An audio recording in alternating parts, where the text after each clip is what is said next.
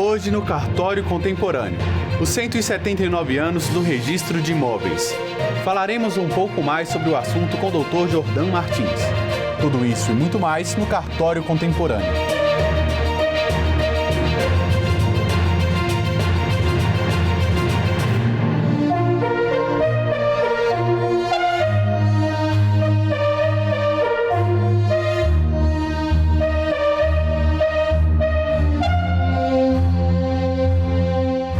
Jordan Fabrício Martins é presidente do Instituto de Registro Imobiliário do Brasil, IRIB, e registrador de imóveis em Florianópolis, Santa Catarina. Falamos com ele hoje sobre seu mandato no IRIB e sobre registro de imóveis. Olá, doutor Jordan, seja bem-vindo ao Cartório Contemporâneo. Olá, eu quero agradecer ao convite em nome do presidente Rogério Bacelar e dizer que o Instituto de Registro Imobiliário do Brasil está à disposição e sempre colaborando com a ANOREG-BR, com a Confederação Nacional de Notários e Registradores, e naquilo que for importante e necessário para esclarecimento da população e dos órgãos públicos a respeito da atuação dos notários e registradores, nós, com muita alegria, daremos a nossa contribuição e agradeço, então, pela oportunidade de estar aqui nesse grande programa. Doutor Jordan, o senhor foi o primeiro catarinense eleito presidente do IRIB, o Instituto de Registro Imobiliário do Brasil. Na atual gestão, como o senhor avalia o seu mandato para a valorização do registro de imóveis do Brasil? Bem, eu acredito que nós estamos conseguindo dar continuidade à missão do nosso instituto, missão institucional, estatutária, que desde 1974, quando ele foi fundado, ele atua no sentido do fomento e desenvolvimento ao estudo do direito registral imobiliário, da representação dos registradores imobiliários no Brasil, representação política, institucional, e também o suporte profissional do cotidiano, profissional do registrador imobiliário, auxiliando com consultorias, sem naturalmente ferir a independência do registrador imobiliário. E acredito que estamos muito contentos, dando continuidade a esse trabalho, seguindo a tradição dos ex-presidentes do IRIB, com quem nós aprendemos muito, em cujos ombros nós subimos e usamos esses exemplos históricos para nos guiar e nos alimentar, não é, em termos de entusiasmo, para cumprirmos essa missão que é carregada de muita responsabilidade, porque afinal são em torno de 3.600 registradores imobiliários distribuídos por todas as regiões do nosso Brasil. Qual é a função do cartório de registro de imóveis? Qual a diferença de registro, averbação e matrícula? Muito bem. A função do registro imobiliário, sinteticamente falando, é espelhar a situação jurídica dos bens imóveis. Então, através do registro imobiliário, especificamente através da matrícula, que é uma espécie de ficha, entre aspas, onde você lança todos os atos previstos em lei, visando a transmissão, oneração ou restrições da propriedade imobiliária. Através da ficha de matrícula, de uma certidão dessa ficha, você pode identificar ou saber, enfim, quem é o proprietário de um imóvel, o titular do seu domínio, com toda a sua qualificação, e também se o imóvel tem ou não restrições a esse domínio. Por exemplo, se tem ou não hipotecas, alienações fiduciárias, penhoras, indisponibilidades. É um sistema muito virtuoso, moldado com base em muita segurança, né? Há muitos critérios e protocolos de segurança previstos em lei, de modo que se possa ter um retrato fiel da situação jurídica desse imóvel que em razão disso, as pessoas possam fazer os seus negócios com segurança e se sentirem garantidas também em termos de proteção ao seu direito de propriedade ou outros direitos que provenham, ou sejam inerentes ao domínio imobiliário previstos na legislação constitucional e civil. Basicamente, no sistema mecanizado de ficha de matrícula, você tem 2 atos de lançamento previstos em lei, isso há décadas, que são denominados de registro, que é simbolizado por um R, seguido de um ponto, ou averbação, que é simbolizado por um AV, uma espécie de sigla, né, uma abreviatura, seguido de um ponto. E, na sequência disso, você tem o número da matrícula. Cada imóvel tem uma numeração própria de matrícula na sua circunscrição, pela qual responde aquele registrador imobiliário. Ou seja, dependendo da circunscrição, você vai ter a mesma matrícula número 1, número 2, número 3 no sistema atual, né? E a identificação é feita em função da circunscrição imobiliária territorial nas regiões do país. Esse sistema vai ser substituído, logo mais, isso já está previsto na legislação, por uma matrícula, uma numeração única, numeração nacional de matrícula. Mas o sistema basicamente continuará o mesmo. Mas hoje, repetindo, você então utiliza a sigla R ou registro stricto sensu para lançar atos de transmissão de propriedade.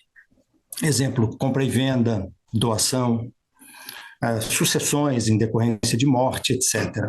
E a averbação seriam atos com caráter mais, com caráter mais acessório. Por exemplo, você lançar a alteração do número de uma casa ou de um prédio, alteração de um número de uma rua, ou até mesmo alteração de estado civil, né, de casado para divorciado, por exemplo, ou de solteiro para casado. Naturalmente, essas distinções no ambiente digital, de sistema eletrônico de registro de imóveis, a tendência é que eles percam presença e que você passe a ter uma nomenclatura única de lançamento. Essas diferenciações entre R e AV fazem mais sentido num sistema mecanizado e elas também têm uma certa influência ou efeito no que diz respeito aos emolumentos. Os atos de registro são considerados atos de maior responsabilidade, responsabilização, então eles têm uma previsão de emolumentos com base no valor do ato, por exemplo, no preço de uma compra e venda, e as averbações são consideradas envolvendo uma responsabilização não tão grande, então tem uma previsão em termos de emolumentos mais baixa, né, em benefício do usuário do serviço. Mas a tendência é que essas diferenciações sejam extintas, exceto no que diz respeito à influência na responsabilização. Essa deverá continuar para que haja uma diferenciação proporcional dos respectivos emolumentos. Basicamente é isso. Sabemos que a matrícula do imóvel é o único documento capaz de identificar alguém que tenha titularidade do imóvel ou de direitos a ele relativos. Como isso é orientado pelos registradores de imóveis? Bom, basicamente, dentro do sistema que eu procurei sintetizar, em que a matrícula ela contém a sequência dos atos jurídicos que envolvam transmissão de propriedade ou oneração. Por exemplo, você tem um registro de uma compra e venda, João vendendo para Maria. Depois, na sequência, você tem uma venda da Maria para o José, você faz um novo ato. Depois o José, que era solteiro, casou, aí você faz uma averbação desse casamento para que se inclua o nome da esposa e o respectivo regime de bens, porque o regime de bens pode envolver até uma comunicação desse direito de propriedade para o cônjuge. Depois, se ocorre um falecimento, você vai registrar a partilha no inventário, e assim sucessivamente. Esse é o espelhamento jurídico que você encontra na matrícula do imóvel. E como é que as pessoas têm acesso a isso? Através de uma simples certidão da matrícula.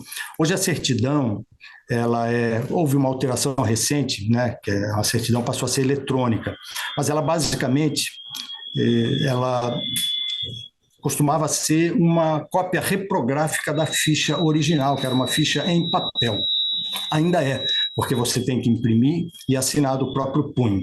A tendência é que a matrícula seja exclusivamente digital e assinada digitalmente também pelo titular. Mas hoje ela ainda é em papel por uma questão ainda de segurança, e ela é assinada do próprio punho e você faz uma impressão, ou, se fosse o caso, uma cópia reprográfica dessa matrícula.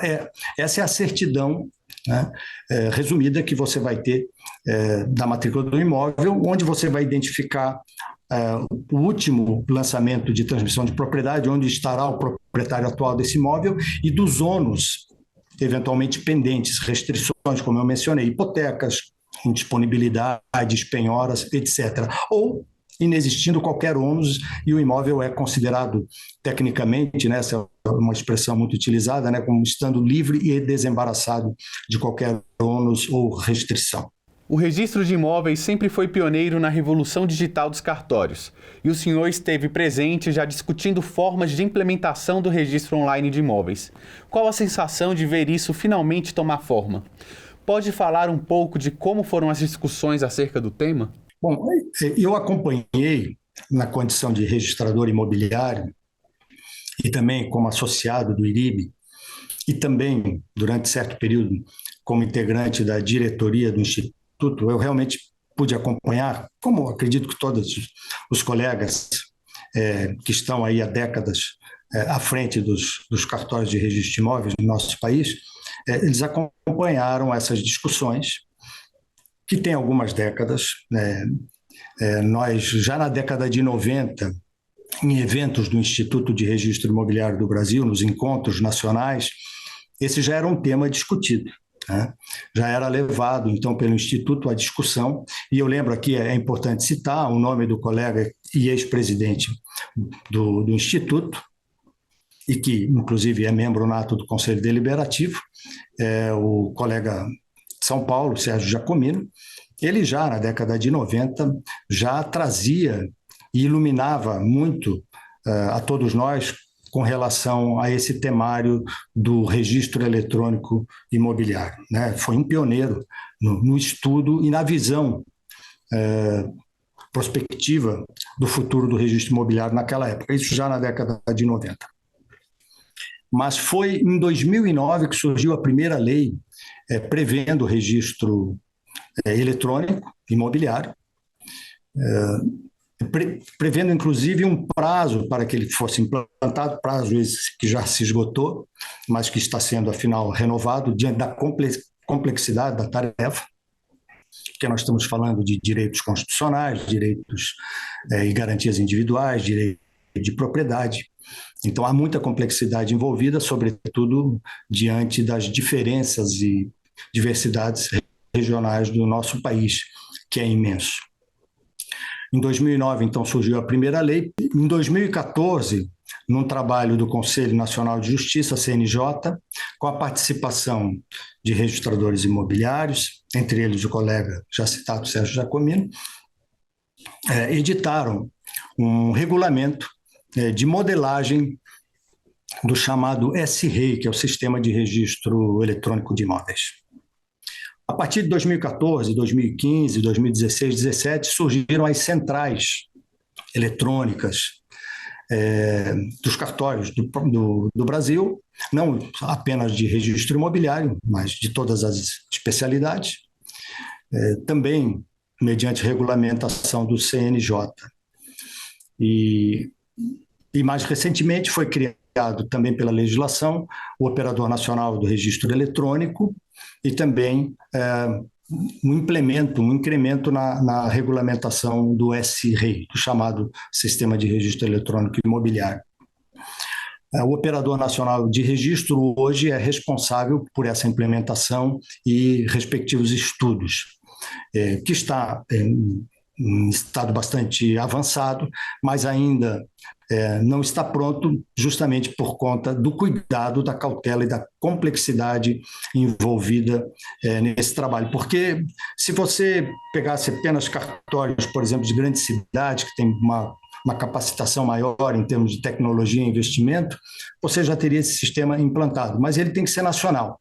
Então, você tem áreas, regiões muito distantes do país que não têm ainda esse preparo tecnológico para que você implante 100% em nível nacional o sistema eletrônico de registro imobiliário.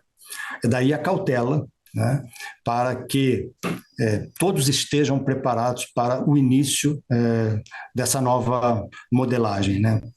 Que, como eu mencionei, muitos já estão preparados, mas nem todos têm essa capacitação e precisam, inclusive, até de um fomento ou financiamento para a aquisição de equipamentos adequados de informática para que possamos interoperar e haver uma interconexão bastante completa dos registros imobiliários de todo o país.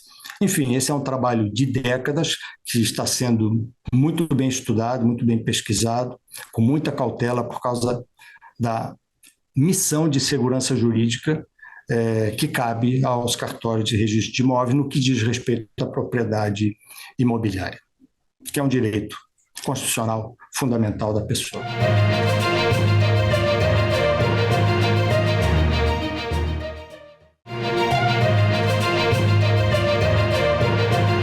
Quais são as inovações em relação ao mercado imobiliário que vieram agregar mais transparência e dar mais agilidade às partes interessadas, como comprador, vendedor, construtora, imobiliárias e agentes financeiros?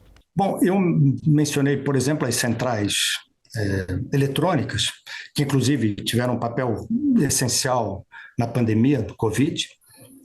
Nós já estávamos com elas em operação, antes mesmo da pandemia, já estávamos, portanto, preparados para esse trabalho, naturalmente não para a pandemia, que não estava na previsão, mas nós estávamos bem adiantados e isso ajudou fundamentalmente diante das restrições sanitárias que foram impostas em razão do Covid-19.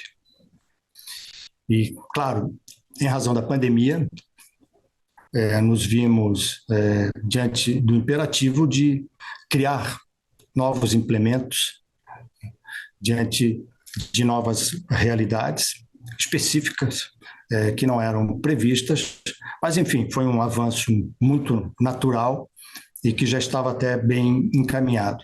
Então, essas centrais eletrônicas, elas permitiram que nós continuássemos a prestar o serviço de forma ininterrupta, inclusive em períodos em que o atendimento presencial havia sido proibido em absoluto, né? Com o tempo, o atendimento presencial foi se abrindo de uma maneira mais restrita, naturalmente, mas durante todo o período, as centrais eletrônicas estavam lá, funcionando e trabalhando e atendendo a população, que, claro, também teve que se adaptar e aprender a dominar as formas de acesso digital. Como avalia o registro de imóveis brasileiro e qual a sua importância para a economia do país? Olha, nós temos um sistema que, inclusive em termos de marco legal, vai completar agora 180 anos, no ano que vem. Inclusive, estamos aí, junto com outras entidades, procurando fazer um trabalho em homenagem a esse marco histórico, né? São 180 anos de existência do registro de imóveis no Brasil. Muito embora o registro imobiliário ou a publicidade imobiliária, da mesma forma que o sistema notarial, os tabeliães, antigos escribas, sejam instituições milenares, né? Mas em termos de marco legal especificamente, teremos aí 180 anos. Um sistema seguro, muito bem modelado no nosso país. Tivemos até recentemente algumas palestras, estudos de colegas nossos, procurando fazer um comparativo, por exemplo, com o sistema norte-americano, que é um sistema que também tem registro de imóveis, mas é bem diferente do nosso. Registro de imóveis, da mesma forma que notários, existem em todos os países. Existem apenas diferenças de modelos e de eficácia jurídica. Se você pegar um comparativo do registro de imóveis do Brasil com o norte-americano, o nosso é um sistema muito mais eficaz, muito mais seguro, muito mais simples, apesar de toda a complexidade envolvida nos atos, que é depurada pelos registradores imobiliários, mas em termos de publicidade imobiliária, aquilo que aparece para o usuário do serviço, para as pessoas físicas, para as empresas, aquilo que aparece que é a ficha de matrícula, depurando todos os atos jurídicos, envolvendo o imóvel e aquilo que está em vigor e não está em vigor, o que já foi cancelado, eventuais ônus e restrições ainda pendentes, ou imóvel livre desembaraçado, com uma simples ficha de matrícula, a despeito de toda a complexidade de trabalho por trás daquilo, mas para o usuário, para ele, basta uma certidão da matrícula para você ter a situação jurídica plena de um imóvel. Ao passo que no sistema norte-americano você tem que fazer inúmeros trabalhos investigativos e pesquisas documentais, porque eles não usam o mesmo sistema com a mesma eficácia e simplicidade em termos de resultado que o nosso. De modo que os custos de um registro imobiliário americano são muito mais elevados do que no Brasil.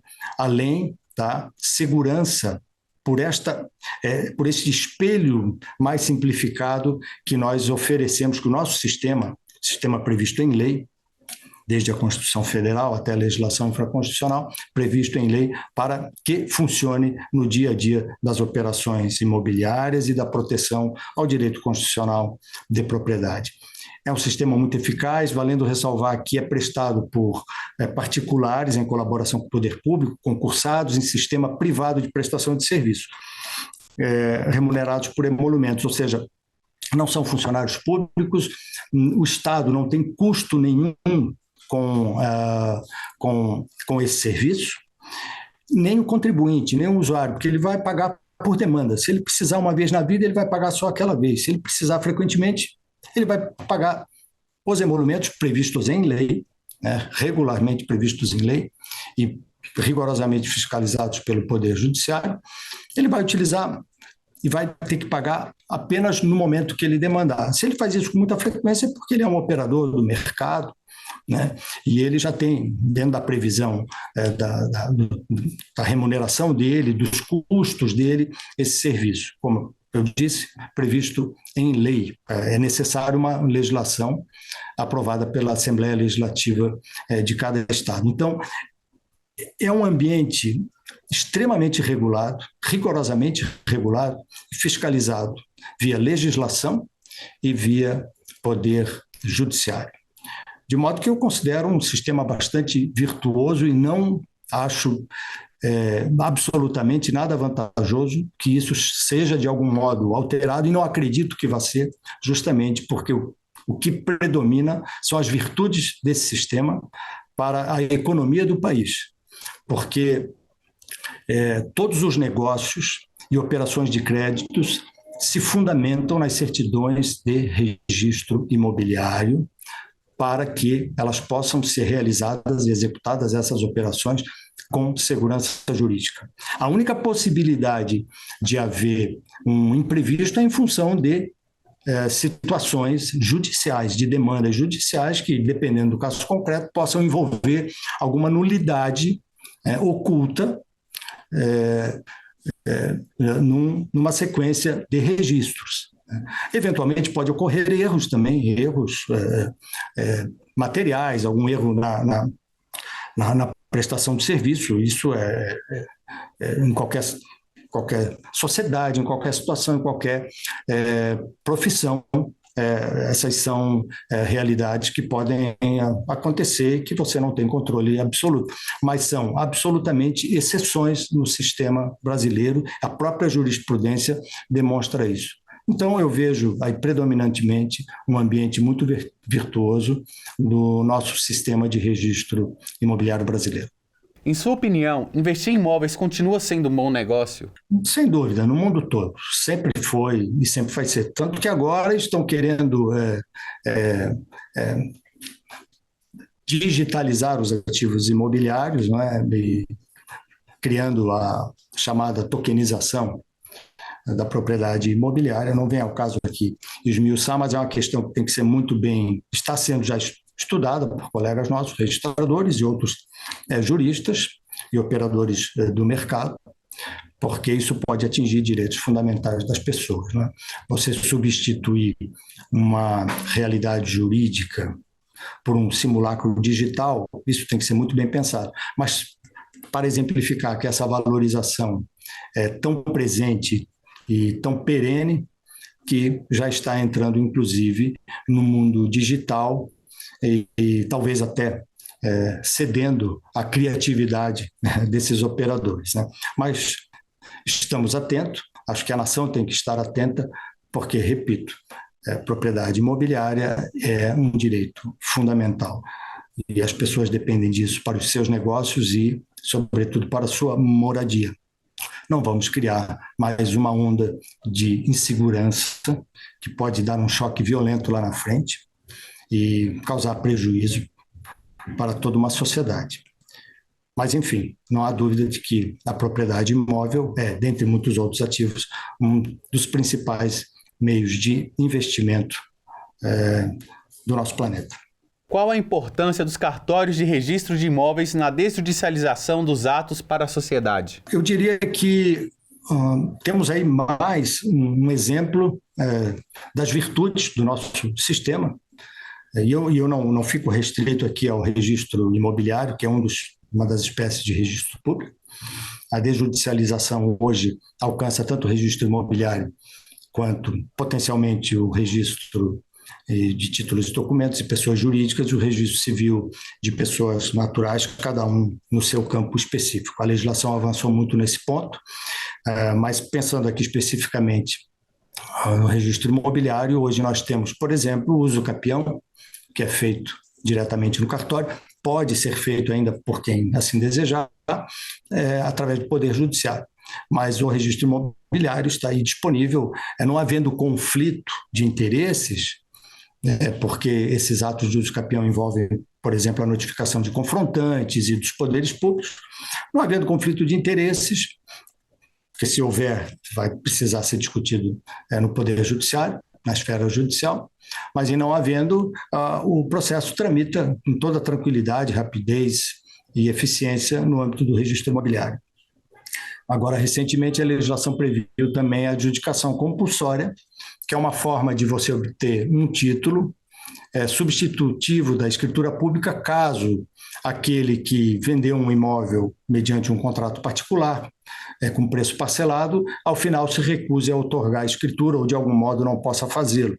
Então você tem um processo chamado adjudicação compulsória, que antes era possível somente pela via judicial e agora também é permitido pela chamada via extrajudicial, diretamente no cartório de registro de imóveis. Retificações de área, que antes eram feitas também na via judicial, já há bastante tempo são feitas diretamente no registro imobiliário. E assim nas outras esferas, escrituras de inventário por morte, divórcio, separação judicial, são feitas pelos tabelionatos, depois registradas no cartório competente. O registro civil também tem exemplos de judicialização. Muita coisa hoje independe da esfera judicial. A legislação agora recentemente permitiu que uma pessoa altere o seu prenome diretamente e sob o crivo do registrador civil de pessoas naturais, independentemente de atuação do juízo, de algum eventual juízo da esfera judicial, enfim, nesse tipo de procedimento. Então, nós estamos à disposição, na verdade, da nação brasileira para ampliar essas possibilidades. Temos muitas sugestões a fazer, muitas ideias, e estamos muito dispostos a colaborar com os governos, notadamente o governo federal, para ampliar a nossa atuação, desafogar o Poder Judiciário e contribuir com agilidade e eficiência para a efetividade dos direitos fundamentais do cidadão brasileiro. Temos cartórios aí distribuídos em todos os municípios, a capilaridade, como se diz, é muito grande. Os profissionais são extremamente preparados, bacharéis em direitos, atravessaram a via crucis de um concurso público. Estamos constantemente nos aprimorando através de congressos, seminários, simpósios que nós mesmos promovemos, com os nossos custos e despesas, nós mesmos financiamos através dos nossos próprios bolsos todo esse trabalho de maneira bastante abnegada. Dispensamos qualquer financiamento público, inclusive nem há previsão, nunca houve. Fazemos há décadas esse trabalho e queria deixar um recado aqui, se possível, para que o governo federal, que está assumindo agora a gestão política e administrativa do nosso país, que confie em nós e veja em nós um grande instrumento equivalente a uma rede de proteção jurídica em nível nacional à população brasileira. Repito, estamos presentes em todos os municípios, com muito preparo e muita vontade de trabalhar. Com os serviços digitais cada vez mais presentes nos cartórios, trazendo agilidades aos serviços, qual a sua visão sobre o futuro da atuação dos cartórios de registros de imóveis? Eu, pegando um gancho na linha do que eu falei há pouco, eu vejo algo muito promissor pela frente. Não apenas do registro imobiliário, como todas as espécies de registro público, inclusive também do sistema notarial.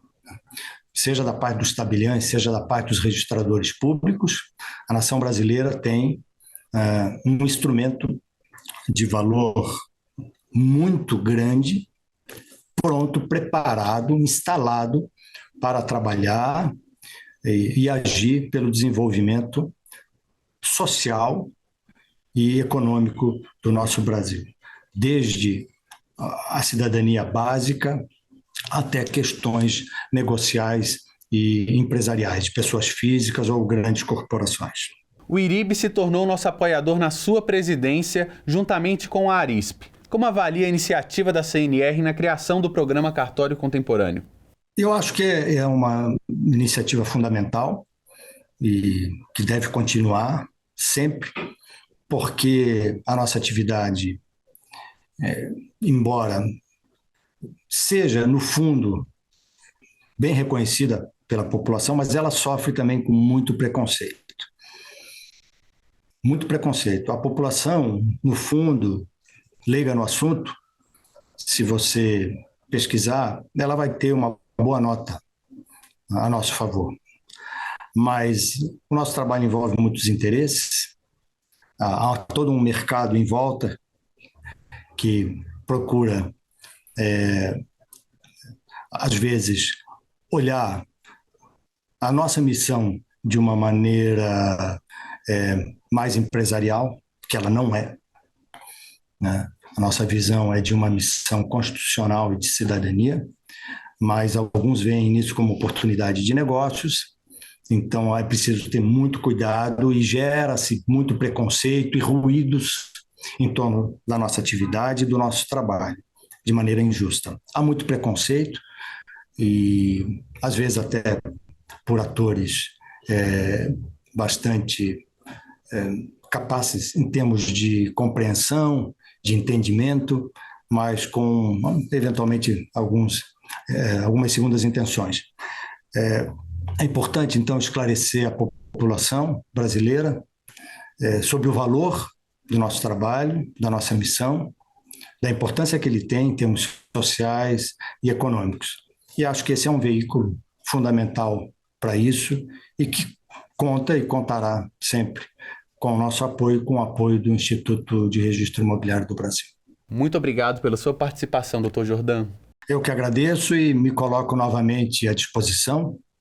E parabéns à nossa entidade nacional, o presidente Rogério Bacelar e integrantes da diretoria das nossas entidades nacionais, por esse trabalho belíssimo que está sendo feito.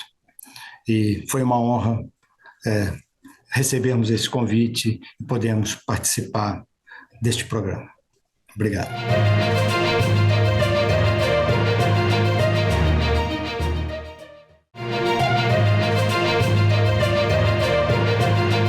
O Registro de Imóveis Brasileiro celebrou 179 anos de história no dia 21 de outubro.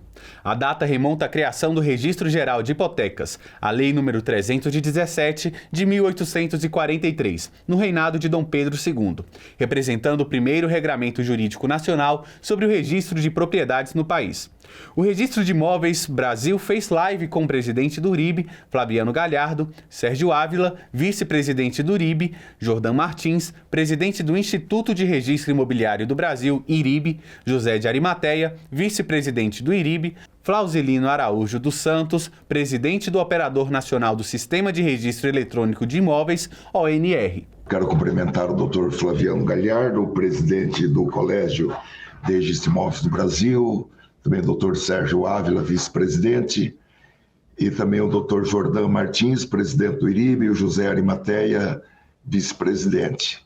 E você, Caroline, e todos os que estão participando desta live. Para mim é uma honra muito grande participar deste evento comemorativo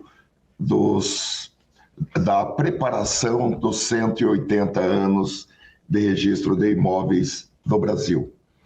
E 2023 vai ser combo, porque nós estaremos comemorando os 50 anos da Lei de Registros Públicos e comemorando também 180 anos do Registro Geral de Hipotecas em nosso país. Eu gosto de dizer que o registro de imóveis que nasceu com uma vocação para dar sustentação jurídica, legal e jurídica de uma maneira ampla para o desenvolvimento do Brasil, no que tange ao crédito, a concessão do crédito e a segurança para que os bancos que financiavam os nossos agricultores bandeirantes tivessem a certeza de que a garantia constituída na forma da Lei 317 de 1843 e seu respectivo regulamento, ela seria mantida incólume, ela seria mantida íntegra e seria mantida com a publicidade necessária, o conhecimento necessário de todas as situações que de alguma maneira pudesse influenciar na garantia que lhes fora dada. E eu gosto de dizer, então, que o registro de imóveis sempre esteve na vanguarda da tecnologia.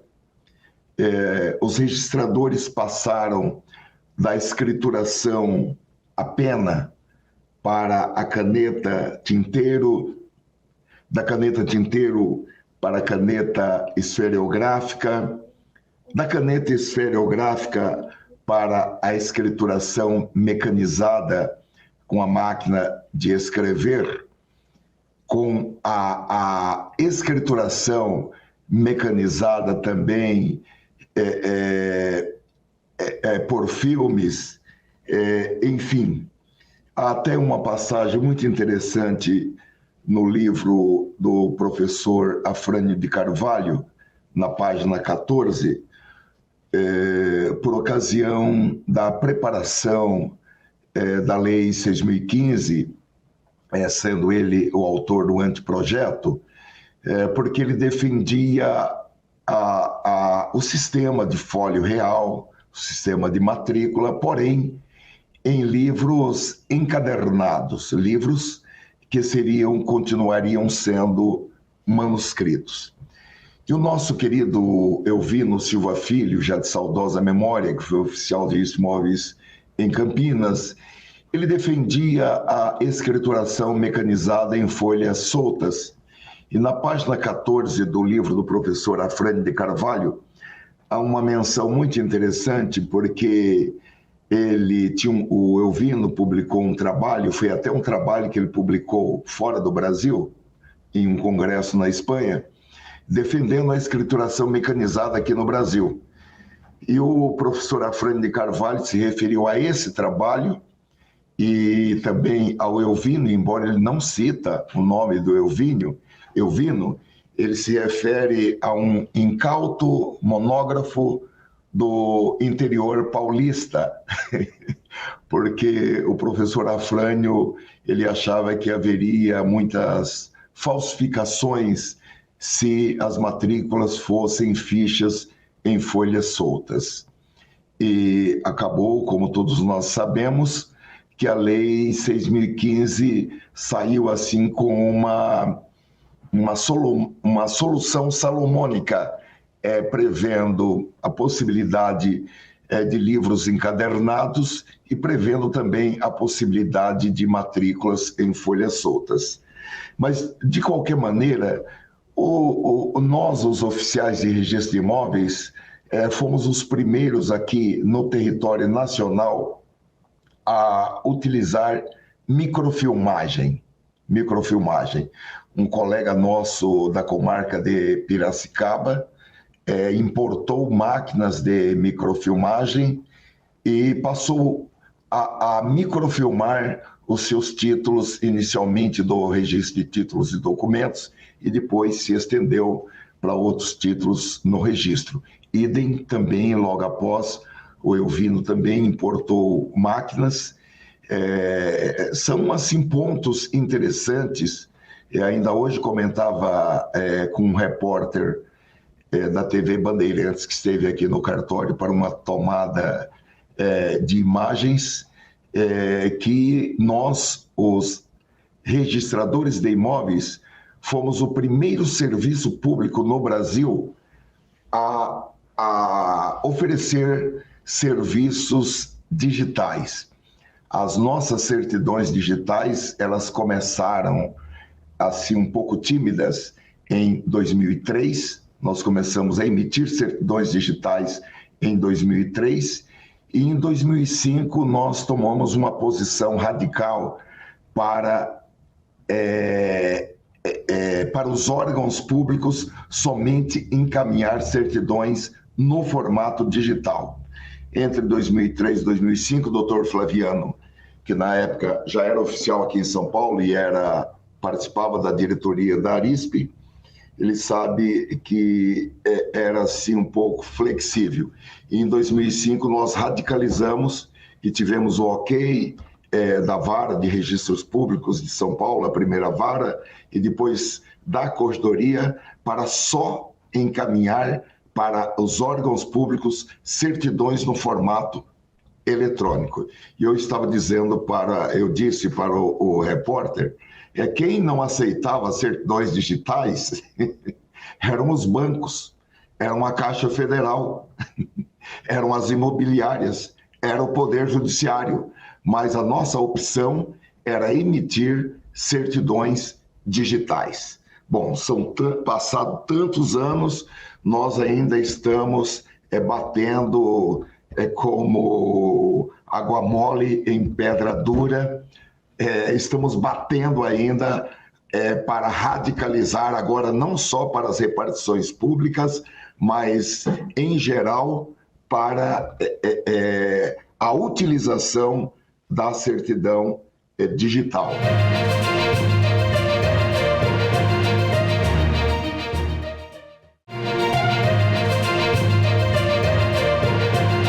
Voltamos agora com a live sobre os 179 anos do registro de imóveis. Então, eu assim, tenho assim, muito orgulho. Eu sou oficial de um cartório antigo.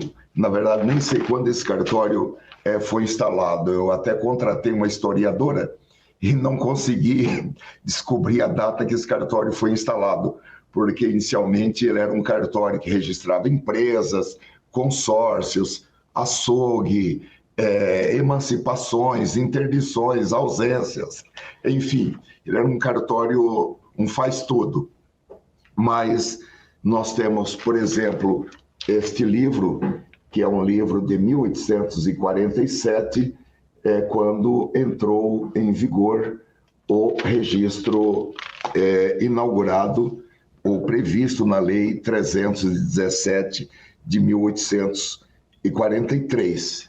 Porém, os oficiais daquela época, e eu vou dizer que não é porque não tinha fábrica de papel no Brasil, mas eles foram muito assim, responsáveis em comprar papel da melhor qualidade, em utilizar tinta da melhor qualidade, em fazer os seus índices, que até hoje nós utilizamos esses índices, isso tem um nome, tecnologia.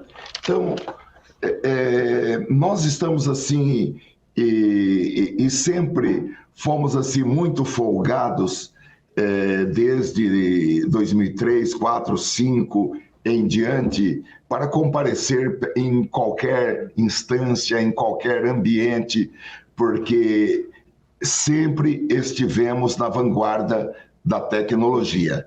E eu acredito que hoje o NR foi uma conquista dos registradores para ter uma entidade a qual estão vinculados todos os registradores do Brasil, uma entidade com um reconhecimento, uma força legislativa que decorre da própria lei, e já passamos por 3 leis ordinárias em que o ONR foi sendo mantido nessas 3 leis, e acredito que nós temos assim uma vocação muito grande para um dos pontos que acredito é o próximo passo que nós daremos, que é uma autorregulação das atividades, porque, no meu sentir, os oficiais de registro de imóveis do Brasil,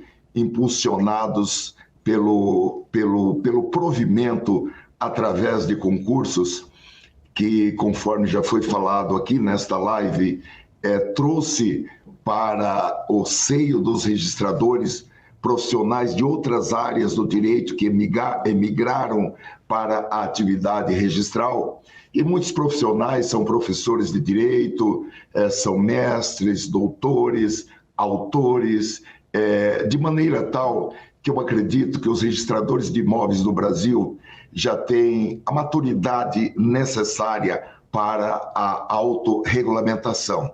É um próximo passo que nós daremos. Sim, Arimateia. Fez referência, doutor.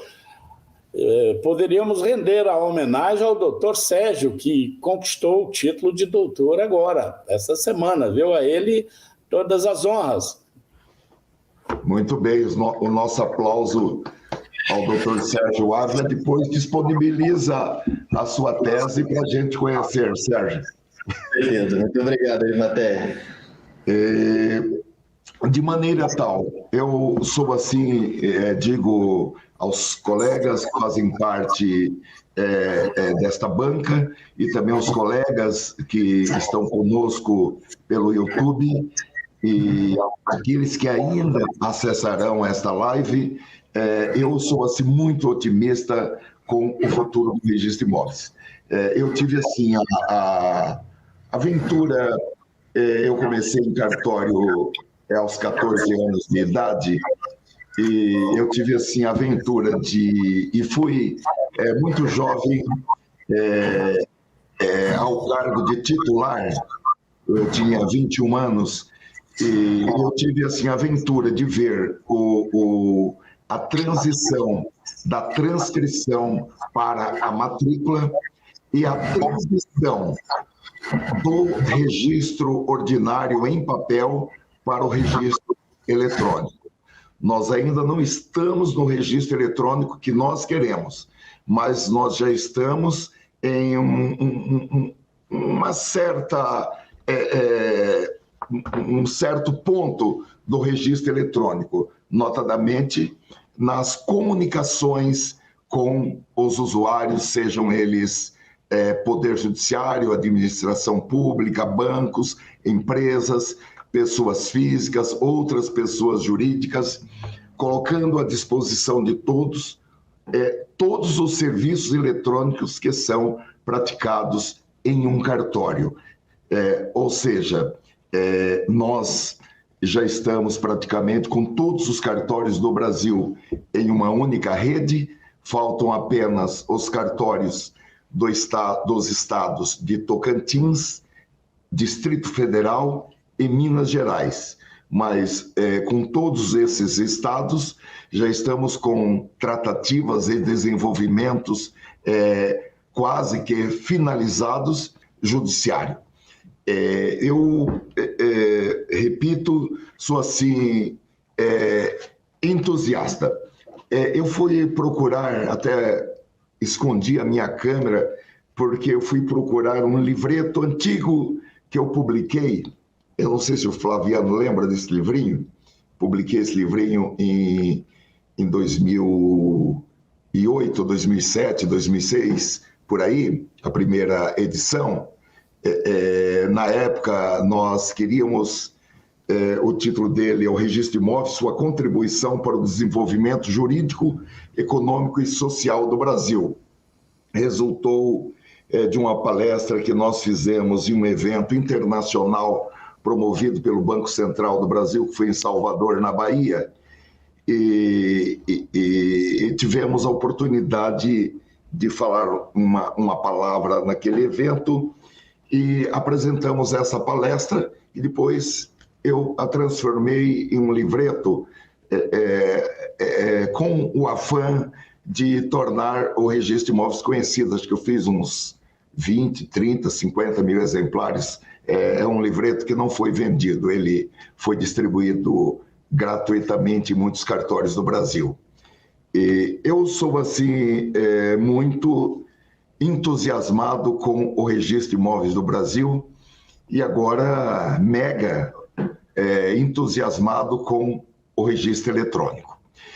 Eu agradeço muito a oportunidade e quero dizer a todos os colegas de todo o território nacional que eu estou absolutamente disponível aqui no primeiro Registro de Imóveis de São Paulo, onde eu sou titular, mas também por e-mail, por telefone, por WhatsApp, por Instagram, enfim, de qualquer forma estou disponível para dialogar com todos os colegas. Muitíssimo obrigado.